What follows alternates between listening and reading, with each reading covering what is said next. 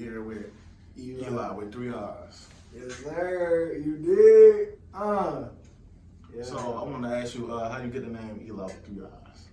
So what happened was I started in high school, and I actually was rapping a little bit before high school. I started in probably like middle school, and it just went from middle school actually. Like I kept the name Eliii because that was my original name. So I stayed with Eliii, and then I just changed it because people were picking up that name, or it was already taken. I think it was already taken. So I ended up going from Eliii to Eli 3 Eyes, and then all of a sudden I just went with that name. It stands for me, myself, and I. So it's just like my own little meaning. It's nothing crazy, but it's just like like I've always been there for myself. So it's like me, myself, and I added to the end, like Eli with 3 Eyes. It's just they kind of catchy too. So I'm like, fuck it. Alright, so I see you was from Gilbert, South Carolina. Can you tell me about what it's like growing up in Gilbert, South Carolina? Man, Gilbert, South Carolina is not like any other place. I feel like because it's like we don't have anything. We don't have anything from like a Walmart. We don't have any like big grocery stores, any hospitals. We don't have any medical centers. We have really just a small population. We got schools. We got schools. And that's pretty much it. Gas stations. Maybe like a little restaurant here and there. Your typical small town. Yeah, typical small town. Nothing crazy because it's like you know I've been to different cities. I've been around the world, and it's like wow. Like when I come back to Gilbert, it makes me really think like I'm really from a small place. Because when you go to big cities like LA, Atlanta, New York, it changes your perspective. I'm like, man, it's so small, but you make it what you make it. You know, it's nothing like it's nothing like it's either you like it or you don't. I mean, I grew up there. We made it when we made it. I had to get out of the town too to do what I do. I mean, nobody does really music where I'm from. There's a couple people, but Gilbert's just a small town. We just chilling. Like we don't really do much. We do what everybody else does, but we're more country. I mean, there's no city out there. It's just country, trees and ponds and dirt roads. And, yeah, nothing crazy, but it's cool though. It's cool. Alright, so I want to ask you about music, man. So how did you get into the music? Like, what inspired you to pick up a mic and just go ham with it? Man, woo. So like, boom. I think it was like might have been middle school. Might have been. I don't know if it was middle school or high school. But one of my friends, he actually, well, he's not my friend no more. You know how that shit goes. So somebody I used to rock with, they led me to the direction where the studio was, and it was like a little like like in the wall like closet studio. You walk into somebody's bedroom, you record basically right beside the bed and shit. Like my dad, he was crazy about it. He was like, "You sure you're gonna be safe?" I'm like, "Yeah, I'm just going out. Like I'm gonna go record music." And I remember I recorded music, and that was just a different experience because like you always freestyle, you always have fun. I was always having fun since I was a kid. I always used to write poetry, I used to write poems in middle school, and just kind of converted that into like rhymes and started making lyrics. And I went to a studio probably like 13, 14, maybe 12. I don't remember, probably like 13. So you ever perform at any local events in the city? Yeah. Like high school, middle school? Nah, I didn't do any of the like talent shows or anything, but like I was always like like if you remember when people used to beat on the cafeteria tables or like in the classroom, they beat on the desk. Like I'd be in there rapping over the beats, or like somebody be rapping at the lunch table, I'm gonna be rapping over here too. And it just kind of went from that. And I never was like nervous. Like, and I went through a lot of stages in my life, and I actually just rapped in front of a bunch of people. Like before I actually did like real shows, you know what I mean? Like I was always like, okay, or people would be like, hey, listen to them, and I start rapping real quick or something. Like, and it was always different areas. It wasn't just South Carolina. I'd be traveling, and people would just be like, yeah, like they This is crazy. Like I always knew like I wanted to do rap before I actually started like taking it serious, and it's just crazy. Like it's actually this is serious life now. So I want to ask you about 1017. So how did you link up with an artist named Brezden? I don't know if I'm saying that right. Yeah, Brezden. I heard your song like last night, so I'm like, yeah, this one kind of hard and all clean up, man. So I want to know how that came about. Man, so what happened? Boom. I actually I did a show 2017 in Chattanooga, and I actually met one of I actually met a lot of people that night, but one of the people I met, they were his manager that actually were his manager when he got signed. They were already working together, and his name's Steve. So I was like, okay, cool. Like, it's crazy because I met Steve in 2017. I already had his phone contact from that night when I did a show in Chattanooga. So I'm like, okay, cool. You're his manager now. I'm gonna hit you up. So boom, hit him up, call him up real quick. It wasn't nothing. I mean, I had to, you gotta sometimes invest a little bit. I paid for the time, paid for everything, made everything happen, and drove 5.5 hours, and boom, we in Chattanooga from South Carolina, and wow, like that is crazy. Like we drove all the way up there, and I remember when we got there, he was actually there by himself. Brezden was, and it was just so crazy. I just rode with my girl, and I was like, wow, like look, he's just right there. Walked up to him, he was cool, and Steve pulled up, chopped it up, did the video. Boom, because we did the song like over the phone type shit. Like I was like, okay, I'm gonna send you mine. He sent it back, so we sent it to each other. Next thing you know, we linked up in Chattanooga, made a video, and I mean, shit, the rest is history. We got like 150K streams and got 40,000 views on the video. So I mean, Congratulations to that, man. appreciate it. Yeah. Yeah, it's crazy. Like I didn't know what I was doing. I was like, well, you know what I mean? I was like, man, it seems like a good move. Is it a good move? We don't know at the end of the day. Like, it's just a risk. You gotta take a risk. Like, if you don't take a risk, there's no reward. You just don't earn it. You gotta That's exactly how I go by it too. Yeah. So let's talk about Backwoods and Backwoods 2. How do both of those projects came together, and what's the difference, the main difference in sound, Man, if there is any? I ain't gonna lie. I feel like with the first Backwoods and Backroads, that was different because it was like, okay, like I'm about to give people their first album. They never heard an album from me in the first place. A lot of things, went crazy with that album because I really tried to like I wanted to figure out like do I need a lot of features, and I actually only put one feature on there, and that's Neeko Jew. Excuse me, like it's just crazy to think like I went and I went through my catalog. I got hundreds of songs. I could have put features on there my first album, but I just didn't. Now, like I have a mixtape on DatPiff. My first mixtape is on DatPiff. What's that called? It's called Lost Branch. I'm about to put that up when I leave you today. Yeah, it's on DatPiff.com. I dropped that, I think in 2017 too.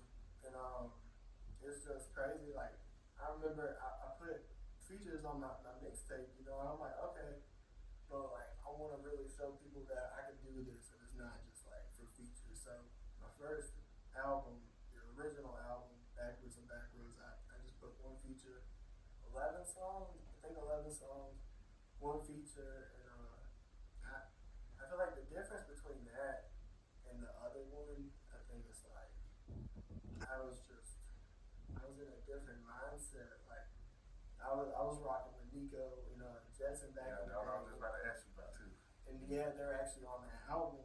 So it's crazy because it was like, wow, I remember I met Neeko when I met Onyx Nation, and it just went from there. Like I met Nation because I had to do a session with him, and then I met Neeko at Nations, and then it just went from there. And like I got Neeko on the Big Bang. Yeah, Big Bang. That was one of my favorite songs on that too. Man, the thing is, it's crazy because Because people be forgetting about it. It's like, why would you, I forgot about it. Shit, I ain't gonna lie. People bringing it up to me, though. Some people bring it up. Some people bring it up. I don't know. It's like, it was a song that wasn't meant to, like, I don't know. I didn't really take it serious. Like, I probably could have. Like, we were supposed to do a video with it, and it just never happened. But you get that. You put that in the whole song out. Man, everybody was saying to do a video to it, and I was like, I want to, but that way, it just would have been harder. Like, we would have had to have Neeko there in person, Jetson in person, have like wanted to do like a race thing, like have Jetson racing, Neeko racing, probably have like a little girl with the flags and shit, just some shit like that. That's really what I wanted to do, but yeah, it happened. But Big Bang, that was a hit. Birkin was a hit. I really wanted to do a video to that. I was supposed to do a video to Birkin, and that was the #1 song on that was the first song actually on this album. But yeah, we were supposed to shoot the video with this dude named T. Rob, R.I.P. T. Rob. He owned a strip club over here near the airport in Columbia, and right before we shot the video at his club, he got shot. So R.I.P. Shit crazy, like different little scenarios with the album that I can say like we didn't do enough videos with the album for sure. We just were like fuck it, we're just gonna drop it. If something happens, it happens. And yeah, I don't even know what videos I shot from that now I'm thinking about it. I didn't really shoot any from the album, to be honest with you. So let's talk about that single Grandma's Porch. Yeah. Me and my boy over there, we was listening to it on the way up here. We wanted to know how that came about. Man, I like the melody, and you just vibe to it in the car with that one. I actually just got the beat sent to me, and the beat just came to me, and I was like, okay, like I'm gonna rock with that. And I was like, think about my grandma. I don't even know if I wrote that, to be honest with you. Some songs I write, some I don't. And I can't be honest if I wrote that or not. I don't know to be true. Like, I feel like I might have wrote most of it. I might have. I don't know, but that song just comes to me like it's just weird. Like when I make music, it just comes to me. Like it's weird. Like sometimes I be thinking about a scenario like that song. I was thinking about my grandma. I used to sit on the porch and I grew up at my grandma's house. So like R.I.P. grandma, that shit crazy. Like I got her in my ring and all. I got this shit engraved right here in the back of my ring. But yeah, like it's crazy, man. Like my grandma was really the one I grew up with, and I don't know when she passed. When I was 18, I think she was 75 when she passed. It was a different feeling, and I don't know. I just had to make something about it. I was actually gonna shoot the video at her house, like the people that live there, they're actually part of my family still. So it's like I'm gonna shoot the video there. Can't really say how I'm gonna do it, but it's gonna be cool. Stay tuned for that, y'all. Stay tuned for that. It's gonna be cool. I ain't gonna lie. I can't really talk too much on that, but yeah. R.I.P. grandma. I grew up going over there. I'm a grandma boy, so yeah. So let's talk about the Carolina music scene. What's your thoughts on it right now? North and South. I feel like we need more unity. Like we need to work together more. Like a lot of us, I don't know. Like I know we're all trying to compete to be at the top, but sometimes I feel like we should work together, and I don't feel like there's enough unity. I mean, like sometimes I feel like the right people, they link up with the right people. I just feel like maybe we need more like networking events. Maybe we need more like showcasing for artists to showcase their brand or their music or their talent. And it can be more than just artists. It can be producers. It can be graphic designers. It can be DJs. It could be anybody that's really in the music business. Anybody. So I feel like it's just we have a good scene. We do North Carolina and South Carolina. But the problem is I just feel like we all are trying to compete with each other when sometimes I feel like we should just work together, but we can't. And that's how I seen on the news that it was a country fest that they be having at Myrtle Beach. Yeah. Big. So I thought to myself when I seen it on News 19, I was like, damn, why can't we have a rap show like that like they have in North Carolina with Dreamville Fest? doing. Where everybody can come together, showcase. Well, everybody from South Carolina or people that want to come or interested, they can come through and perform and whatnot. Yeah. Network. I think we do. We need more. We need more for the underground artists, not the main artists in our state. Because we do have some popping artists in our state. Shout out to them. But like a lot of us that are still like young, like not younger, but just undiscovered. Like we need to be discovered more. I guess like, and the thing with that would be probably working more together.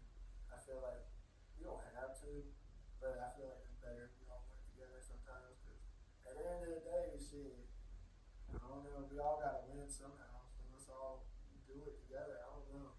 Y'all hear that from Eliii now? Yeah, Eliii, for the unity, man. Look, man, stop all the hate, man. Bring the love, man. Yeah. So recently, Trap Nigga had a video shoot at Page Man like 2-3 months ago. So, what's your thoughts on him bringing out the baby and having everybody come together in one spot? Man, I love the feeling for it. I was interested. I was like, let's go. That was a different experience. Like, I was like, man, shout out to Trap too. He invited me personally, and I thought that was cool. I was just trying to make sure that everything went good. Everything went good. I really was like, I was low key like, oh shit, like we're all about to be together in one area. Like this might not go good, but it went good. Nobody had an altercation. The baby pulled up like he was supposed to. Trap took care of everybody. Everybody had a good time. Shout out to Trap. Shout out to the baby. It was a great time. Everybody drove wherever they came from. Some people drove from out of state. Some people drove from in-state. And it's just crazy, man. I'm like, well, if you really think about that, that's unity right there when we're all together. And it's rare when you see that happen in our state, especially in one area, one spot. It happened. And wow, like it happened. It was a good video shoot. Everything went good. Nothing bad happened. Everything went good. I was really thankful to be able to be there. And yeah, everything went good. I want to talk to you about a Western Salem artist called South Pack TV, man. Yeah. So how you came across him? I want to talk some more about that. Man, Saucepack was coming up a long time ago. You know, RP Saucepack used to be a long time, but it ain't been that long. But yeah, RP, he was just doing his thing, a little youngin', bro. Like, He was 16 years old, man. Died at 16 years old. It was sad, but I came on him late. Cause when I started dating somebody in Western Salem, I said, "You go around the town and see what the scene looking like." I stumbled across it. I started looking with the music, man. I was like, dang, this dude passed away. I was like, dang. Plus, he had a song with Neeko, baby, in Colombia, man. yeah, so everybody, but yeah, Neeko for sure, he did, yeah. So how would you what do you think he'll be if he hadn't passed?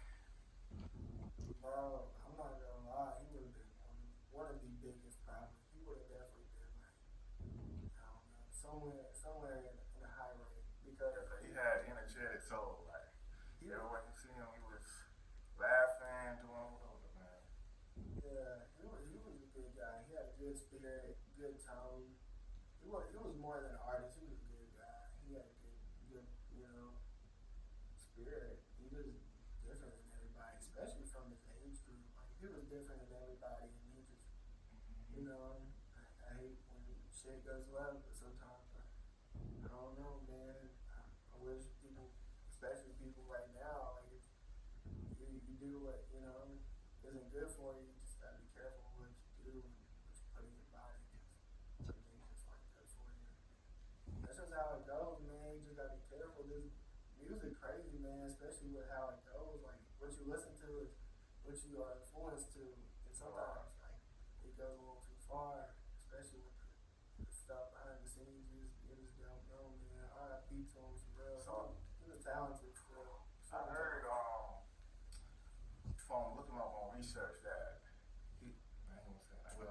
he overdosed on something. I don't want to say the name, but I wish he just had some adults around him like at all times, despite the situation. That's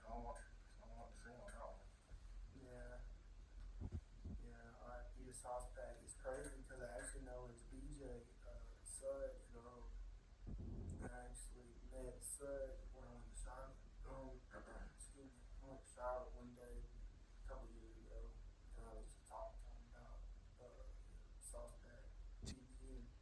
And yeah, I mean, we linked up and we've been cool since. So, I mean, I know he really wishes more than anything, like, he could have did more for him for sure, because he would have been bigger than a lot of people are right now as we speak, for sure. Well, I want to shout out our artist name. One of his homeboys called Western Way. You can look him up on Instagram. And somebody by the name of Big Trip. Okay. Shout out to you, man. Have you heard the P-Season project he had, the last project they put out? Posthumously? I don't think so. Yeah, it's hard. It got like bunch of different flavors. Oh, man. He got a 2 Chainz feature and a Scooby feature on Oh, damn. Okay. You know, hey, he doing his thing. Shout out to him. Keep winning. So, what can we look for from you in the future? Or the next 2 years? Man, If you even got that far. I feel like more country music, because, like, I don't know, right now, with Greenfield Lighter, it's really like, I think that's the direction I'm going to go in. Greenfield Lighter was definitely an eye-opener for me, because I was just putting it out, trying to have fun with it, and now, and my future, I feel like that's what I'm going for. The next 2 years, I'm pushing country hip-hop probably a little bit more, and I'm still going to do my hip-hop and rap. Still BB, I ain't going to change. There's more money coming, more things coming, you know. More opportunities. Yeah, more opportunities, more options, more everything. Just gotta be prepared. Like the future, just gotta be prepared. Like I can't really predict where I'm gonna be, but I can tell you one thing: I'm not gonna be where I was yesterday. And that's how it goes every day for me. Every day I'm going up more and more, and I'm making sure I go up more and more. So if it takes 2 more years, shit, I'm gonna do it. Shit, right. With that being said, how would you describe your growth as an artist from when you first started and till now? Man, And also, how long were you rapping for? I was looking on your YouTube, I seen stuff back 5 years.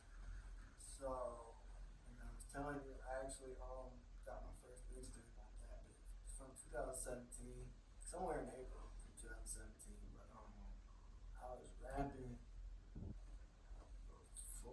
9th grade, because I remember I was actually writing, like I was saying at the beginning of the interview, I was writing poetry and poems, and I would ask people, I'd be like, okay, like, what do you think about this? People were like, okay, this good. I'm like, okay, cool. Like I was just bored in school. I ain't gonna lie, like I have ADHD, so I was kind of like doing my work, but I kind of wasn't doing my work, and then boom, I wrote poetry, and like people really liked it, and I was like, okay. So I think I wrote like my first little song. My dad took me fishing somewhere. I don't remember where, but it was somewhere. I think it was Santee, and we were fishing. And I remember I wrote like a little song, and I can remember like now like having a flashback. And my dad brought his friend brought his son, and I asked his son like, "What do you think about this?" And he thought it was cool. And you know what's crazy? This is crazy right here. I had a friend in middle school named Ryan, and I don't want to say his last name, but he told me when I asked him, I'm like, "Do you think I could rap if I tried?" He said no. He was like, "Nah, you're not gonna be able to rap. Like I don't think you can do it." And I think he was just saying that because he didn't believe in it, or like maybe he didn't like see what my voice fit or whatever. But like I was always determined. Like I always had little things here and there wrote, and I would try to ask people their opinion. I would play beats on YouTube and just kind of rap over them. And eventually, like I got into a studio, and I kind of just went to little like closet studios, people's houses, like just wherever I could, and I was just rapping. Actually, I dropped on SoundCloud 9th grade, but yeah, the first song I actually like would have dropped was probably like 13, 14, like on platforms for sure. But I took a lot of stuff down because I didn't want people to hear my old music. So which ain't bad. I mean, some people can do it, some people can't. I don't know. I took it down. I didn't want people to go back necessarily and credit me from my old days to now. But I mean, yeah, I used to have a lot of music on SoundCloud. I'm not gonna lie to you. I had a lot. Crazy. So, what's all your dream collaborations and artists you would like to work with? They can be local, they can be big, underground, no matter. Man, Or passed away or not. shit. People I wish I could have worked with, like, or people I want to work with, people for sure, like, R.I.P. Speaker Knockers. I wish I could have worked with him. Or, like, people like, Matt Miller, R.I.P. Matt Miller. I miss Matt. That shit crazy. He was a big influence to me growing up. And, yeah. If I could say, like, who I really want to reach out to, it's got to be somebody like Jeezy, Gucci Mane, country wise, probably like Tim McGraw, Morgan Wallen, freaking Kenny Chesney, and damn, one more I'm trying to think of, I can't think of his name. Shabuzi. No, Shabuzi's hard too though. He's hard too. I ain't gonna doubt that. But Jason Aldean in the country game, they are crazy. Shabuzi too though. They are crazy. Like I heard his song with Big Ass Tour. I like that one too. yeah. But see, like I'm more of a hip hop head, so like it would have to be like the OGs, like T.I., like Lil Wayne, Jeezy, Gucci, Rick Ross. Like it had to be the OGs for sure. Jay-Z, Kanye. Like I would love to get a song with them. That shit would bring so much joy. I'd be like, wow, like I really did that. Oh shit. So producer wise, what do you want to work with that you haven't? Man, I want to work with Weezy. I want to work with I really want to get a beat from Kanye. That'd be so crazy. Hit Boy's hard. I really want to work with I can't think his name off the bat. But Dante Snap, the dude that produces for D-Lo, Bossman D-Lo. Yeah, his producer Dante Snap, his shit hard. Man, people like ATL Jacob's hard. I really want to work with Jacob. Bro, so many. I can't even name them all. I really want to work with everybody though. Like it's not just one or two people. Like I'm down to work.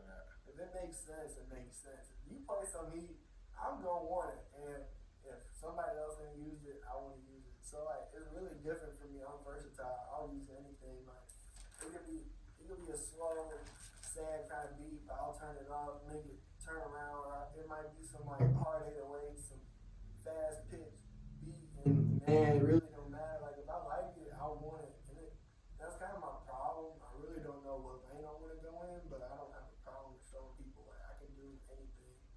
And that's really what it's all about. You gotta show people you're more capable of doing more than the average human being if you want to. And that's what I'm doing. Like, man, I'm doing country hip hop, doing regular rap, hip hop. I've done R&B. I've done it all, man. Like, I can do it all. I'll do it all right now. Like, it don't matter. So, what are some tips you can give upcoming artists? Man, tip I can give to upcoming artists, I'm gonna tell them just believe in yourself. Like, a lot of people, they might believe in you, but nobody believes in you like yourself. Always put in the effort that you deserve to put in. If you think you are gonna take off, work at it like you're gonna take off, because you're not just gonna take off overnight. You gotta work at it, constant posting, constant content, constant creations, just constant music. You gotta constantly be doing something. If you're not always being out and productive, or even if you're at the house and you're not doing anything productive, you're just sitting there on your phone on social media, at least post. Like, do something with a song that you already have out, put it behind something. Excuse me. Like, do a reel or something. Just YouTube shorts are cool. TikTok's crazy too. TikTok's a great platform. You can really build a music platform on there, and you can actually add your music to your profile. People can go to your profile and download it from TikTok now. But there's so many different avenues and ways to do it without having to pay people a lot of money. Because that's what I used to do when I was growing up. And, I had to learn, like, you can't just pay everybody for what you want to do. Sometimes you got to do the research or just sit back and watch people do what they do. And then next thing you know, you got the game. You know what to do. You don't need people to, you don't have to pay people to tell you what is good and what's not. Like, you just got to keep figuring out. And just, for anybody up and coming, don't be scared. Like, just do what you feel is comfortable with. You don't get out of your comfort zone too. You just don't know what you're capable of. I never made country hip hop, and here we are. Like, man, I'm country, man. So word of advice, man. Ain't professional. I said, try everything, anything, everything. One of them things gonna hit. Yeah, that's right. Yeah, I'm not gonna lie. Like, I've had solid songs. I got solid songs that I still haven't dropped, and it's like, I don't know. It's just what people want. I'm gonna give them what they want. Right now, is this country hip hop wave that's going on right now as we're speaking in 2024. It is crazy as it's currently going on, but I feel like I'm more than capable of anything. So I'm like, okay, that's what people want. That's what they gotta rock with.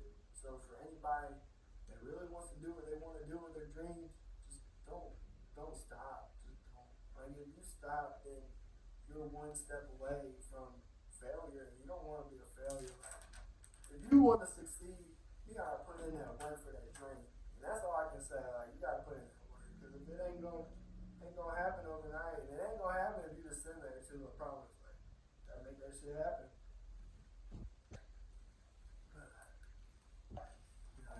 See what the flip happen. So